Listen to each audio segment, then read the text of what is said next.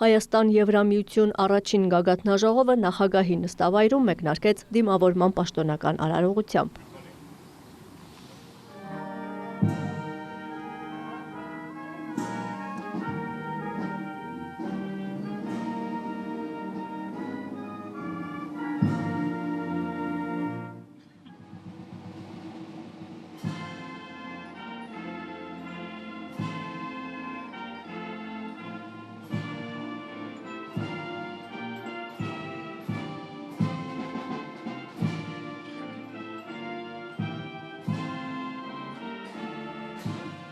Հայաստանի Հանրապետությունը ներկայացրել է վարչապետ Նիկոլ Փաշինյանը, իսկ Եվրոպական միությունը Եվրոպական խորհրդի նախագահ Անտոնիո Կոշտան և Եվրոպական հանձնաժողովի նախագահ Ուրսուլա ֆոն դեր Լայենը։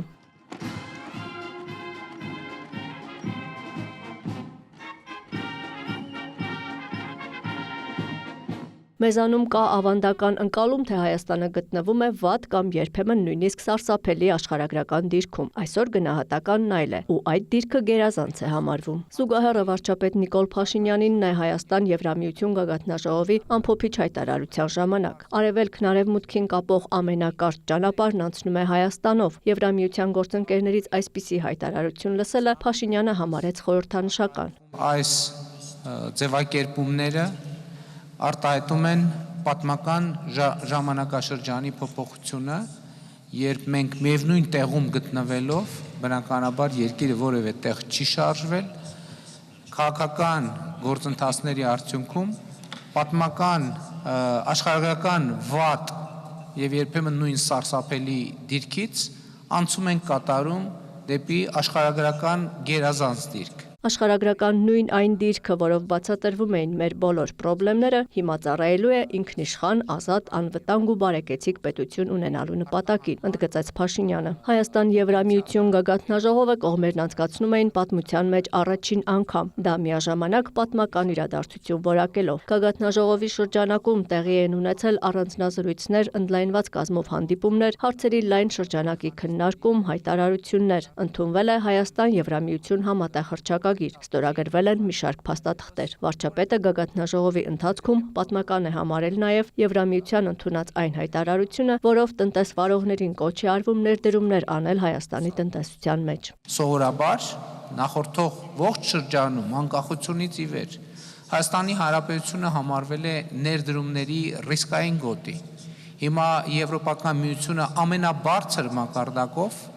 կոչ է անում եւ հրավիրում է տնտեսվարողներին, ներդրողներին ներդրումներ անել Հայաստանի Հանրապետությունում։ Սա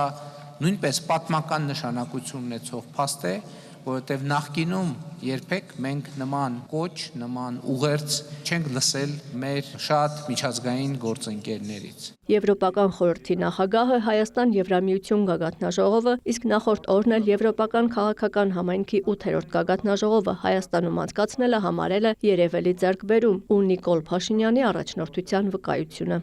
Այսօրվա գագաթնաժողովը կարևոր ուղենիշ է Եվրամիության եւ Հայաստանի միջև գործընկերության խորացման։ Այն արտացոլում է վերջին տարիներին նշանակալից նվաճումները եւ քաղաքացիների եւ ձեռնարկությունների եւ հասարակությունների համար շոշափելի օգուտներ բերելու մեր ընդհանուր հավակնությունը։ Ճշմարիտ է, սիրելի Նիկոլ, Հայաստանի աշխարհագրական դիրքը չի փոխվել, բայց դուք արմատապես փոխել եք ձեր երկրում տիրող պայմանները։ Ես ցանկանում եմ դրվատանքի խոսքեր ասել ժողովրդավարական դիմակայուն եւ բարեկեցիկ Հայաստանի ձեր տեսլականի կապակցությամբ։ Կոշտայի խոսքով Եվրամիությունն ակտիվորեն աջակցում է Հայաստանի սոցիալ-տնտեսական բարեփոխումների օրակարգին, ներառյալ տեխնիկական եւ ֆինանսական օժանդակության միջոցով։ Նա նաև ընդգծել է Հայաստանի վարչապետի խիզախությունն ու պետական մտածողությունը, որը խաղաղությունն ու երկրի համար ավելի լավ ապագան դարձրել է գերակայություն։ Կայուն եւ բարեկեցիկ Հարավային Կովկասը Հայաստանի ապագայի գրավականն է եւ Եվրոպական միությունը շարունակելու է աջակցել տարածաշրջանային խաղաղությանը եւ նորմալացման գործընթացին։ Հայաստանը դարձել է Եվրոպայի եւ Ասիայի միջև փոխկապակցվածության հանգույց։ Եվրոպական միությունը Հայաստանի եւ ավելի ընդգրկուն տարածաշրջանի համար խոշոր եւ երկարաժամկետ գործընկեր է հանդիսանում։ Ավելի ուժեղ տրանսպորտային, էներգետիկ փոխկապակցվածության միջոցով մենք կարող ենք վստահություն խրախուսել, աշխատատեղեր ստեղծել եւ հարևան սահմաններին մերձեցնել համատեղ բարեկեցության միջոցով, որը տևական խաղաղության ամենից արդյունավետ հիմքն է հանդիսանում։ Հայաստանը կարող է ապավինել Եվրոպական միությանը այս ուղին միասին անցնելու համար։ Մենք հավասարապես հանձնառու ենք աջակցել Հայաստանի դիմակայությանը եւ ազգային անվտանգությանը։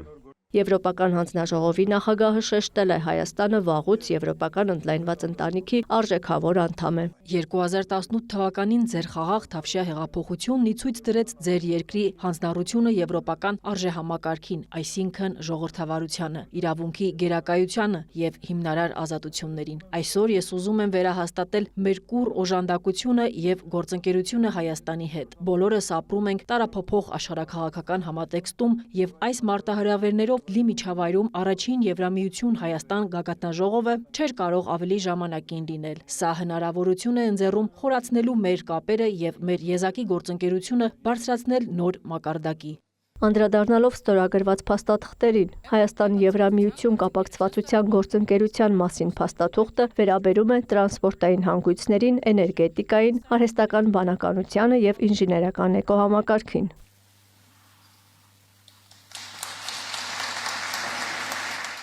Անվտանգության ոլորտում գործակցությունը նույնպես գերակայություն է համարվել, այդ թվում հիբրիդային սպառնալիքների դեմ։ Նախաստորագրվել է սահմանների կառավարման ոլորտում օպերատիվ համագործակցության վերաբերյալ աշխատանքային պայմանավորվածություն Հայաստանի ներքին գործերի նախարարության ու Եվրամիության սահմանային եւ առափնյա պահպանության գործակալության միջև։